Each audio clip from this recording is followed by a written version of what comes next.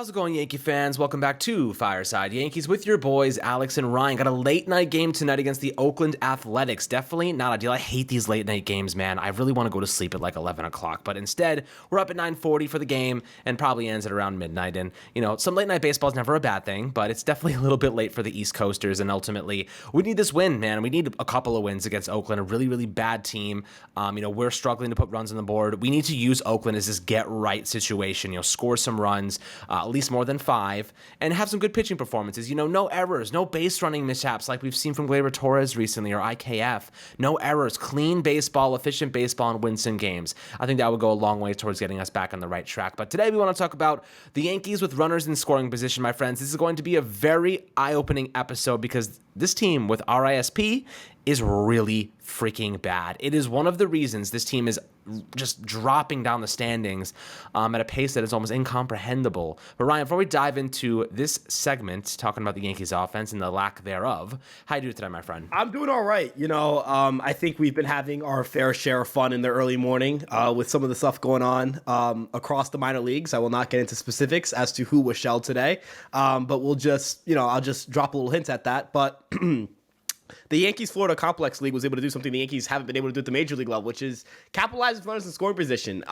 It really does feel like the Yankees are struggling in these spots, and not only struggling in these spots, they're struggling to get into these spots. You and I were discussing prior to the episode, the Yankees rank dead last in plate appearances and at bats in terms of runners in scoring position. So if you don't get those opportunities, and then you have a low success rate in those opportunities, that's a formula for failure. And a lot of that has to do with, and this is not on Aaron Boone, but the fact that the Yankees, if you look past really any part of there's not really a single hitter here that necessarily scares you to death. But, if you look at that 4 spot or that 5 spot or that 6 spot for the Yankees, typically there's not a very productive hitter there. Stanton slumped, and he's been the 4th hitter for a while. Torres has spent some time leading off, so typically you see a guy like LeMahieu or Donaldson in the 5th spot. When those guys are coming up with runners in scoring position, oftentimes they're put in situations where you have an unsuccessful hitter up at the plate to capitalize in a big spot, and it doesn't really go well for the Yankees. So, when you're asking bad hitters or hitters who are struggling to capitalize in big spots, you're going to lose a lot of those games. You're going to lose a lot of these,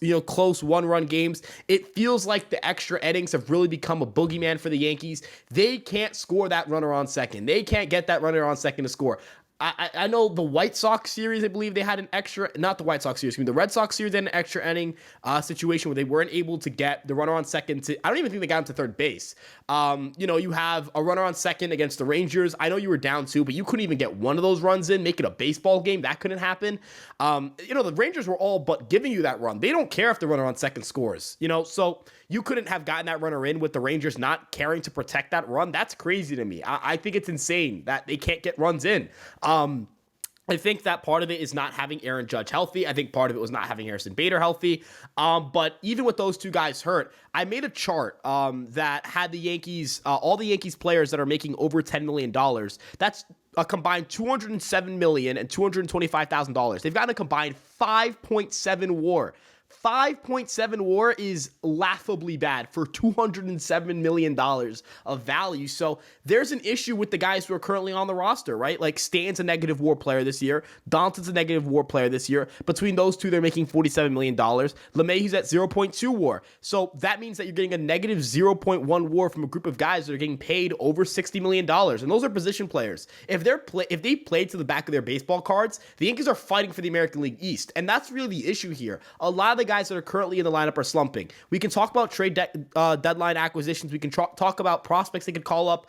But if the guys who are paid to play aren't able to perform, like if Stan doesn't turn it around, the Yankees aren't going anywhere. I don't see a world where the Yankees could rebound from that. At least right now. Maybe with an offseason to kind of rebrand their lineup, they could do that. But as currently constructed, no. And this deadline isn't fixing it. So, Alex, I feel like you're just kind of in a spot where we're kind of banging our heads on the wall and saying the same thing. The guys currently in the lineup have to produce, or else we're not going to make the playoffs this year. Yeah, I mean, I'm gonna read you some stats right now, guys, and these stats make me want to like literally crawl up into a hole and die.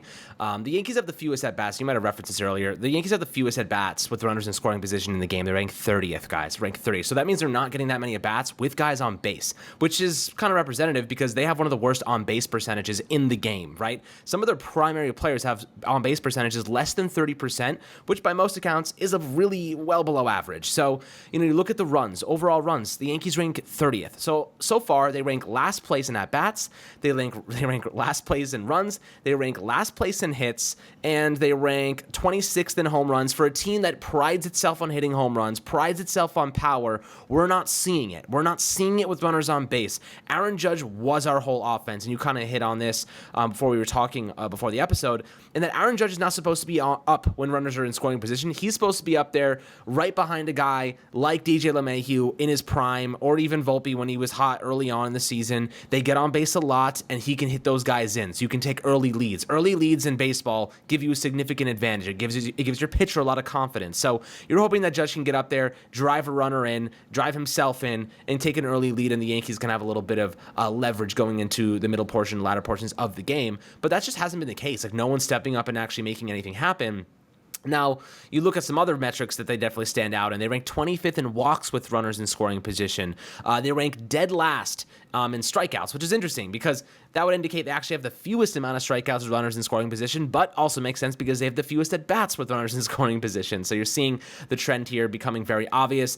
They rank, 20th in on-base percentage with RISP. In slugging department, they rank 21st. OPS, they're ranking 21st as well. So you're seeing bottom half of the league and basically every single stat with runners in scoring position. And, Ryan, what does this tell you about this offense as a whole? What do we need? What needs to happen moving forward? Is there anything that you think they can do to fix this? In my opinion, be more patient. They have to take some pitches sometimes. There are guys like Anthony Volpe sometimes who's swinging aimlessly. Volpe is known for his discipline and plate, swing decisions.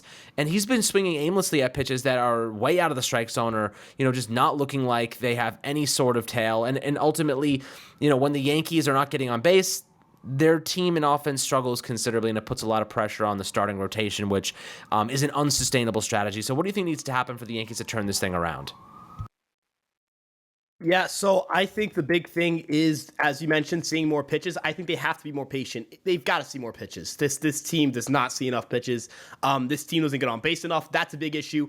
They have to find the sweet spot of the barrel more. They're pretty poor in sweet spot percentage and in-line drive rate, which isn't good. That's why they're hitting for such a low BABIP, and that's why they're hitting for such a low average. And, I'm a believer that batting average is not a great offensive stat, but it is descriptive of your ability to get hits. It does what it says it does, and the Yankees don't get hits very often. And when you don't get hits very often, it's hard for you to have a high OBP. So, those things go in tandem, right? Having a better batting average will inherently help your on-base percentage. And it's not that the Yankees don't even walk a lot. They have a decent walk rate. I believe last year they led the league in walk rate. So it's not like a Dylan Lawson-led team or a Dylan Lawson-coached team can't work walks. It's that last year they hit for a significantly higher average than this year, and that's really the big difference here. The Yankees have a lot of really slow guys. They have a pretty old team. I believe they're the sixth oldest position player group in all of baseball. So, like Giancarlo Stanton's not being out of ground ball, that's to the shortstop. Anthony Volpe might do that, but definitely not Stanton.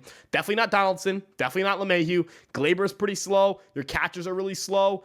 Calhoun is pretty slow. Bader is fast. Rizzo is slow. When we're talking about most of your lineup is pretty slow and most of your lineup is struggling right now to hit, you're going to look really bad offensively. It's going to be really bad because you can't run the bases. You can't do something dynamic to try to, jumpstart your offense. You can't do any of those things. It's a breath of fresh air where they do. And it's weird because this was the philosophy that they wanted to fix after 2021, where they're like, we want to get more agile, more athletic, better base running. And they're now a poor base running team that struggles to get on base. This team looks like the 2021 team. So, I think that you do have to get better with working walks, but I think you just need better personnel too.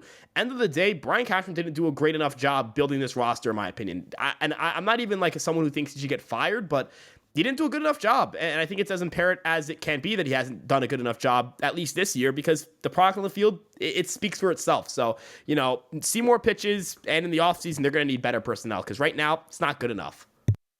Yeah, I mean, that's kind of the wraps it up. I mean, they just need better personnel. We'll see what they do at the deadline, but no single player is going to turn this thing around. No single player is going to save the day. So we'll see what happens. There's a lot to improve upon. A lot of players that are struggling that can step in and make an improvement here that's currently on the roster, and that's probably the most important variable at this point in time. But guys, I'd love to hear perspectives below on the Yankees offense, on their offense essentially with runners in scoring position, what you think needs to change moving forward. But as always, my friends, make sure to like and subscribe, and we'll catch you guys on the next Fireside Yankees episode.